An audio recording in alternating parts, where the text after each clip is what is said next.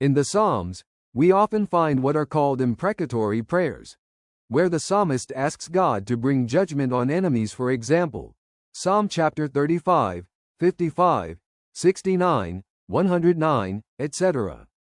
The psalmist prays honestly, expressing the raw pain of being attacked, betrayed, or oppressed. Sometimes David did see his enemies fall, like Saul, Absalom, Goliath, and others. Yet often he had to wait, and sometimes God answered differently. The Psalms reflect David's heart cry, not always God's final action. Some prayers are prophetic, pointing to God's final judgment against wickedness, not just David's personal enemies. David saw deliverance many times.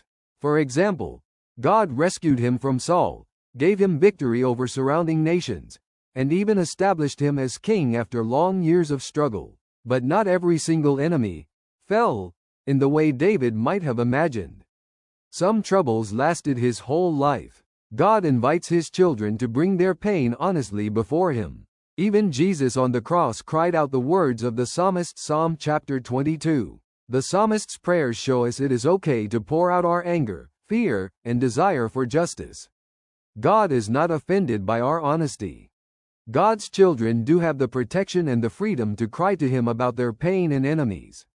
But instead of focusing on whether we see their fall with our own eyes, we trust that God sees, God judges rightly, and in his time he will bring justice.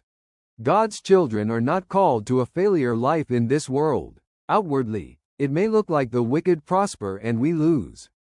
But God does not measure life's success the way the world does. God allows the wicked to prosper for a time, but not forever. For the wicked will be cut off, but those who hope in the Lord will inherit the land. Psalm chapter 37 verse 9. Sometimes we don't see justice fully here, but God promises both protection in this life and perfect justice in eternity. So Christian life is not only to bear pain, but to walk with hope, victory, and peace in the middle of pain. We are not called to live as failures, but as witnesses, showing that our hope and strength come from God, not from worldly success.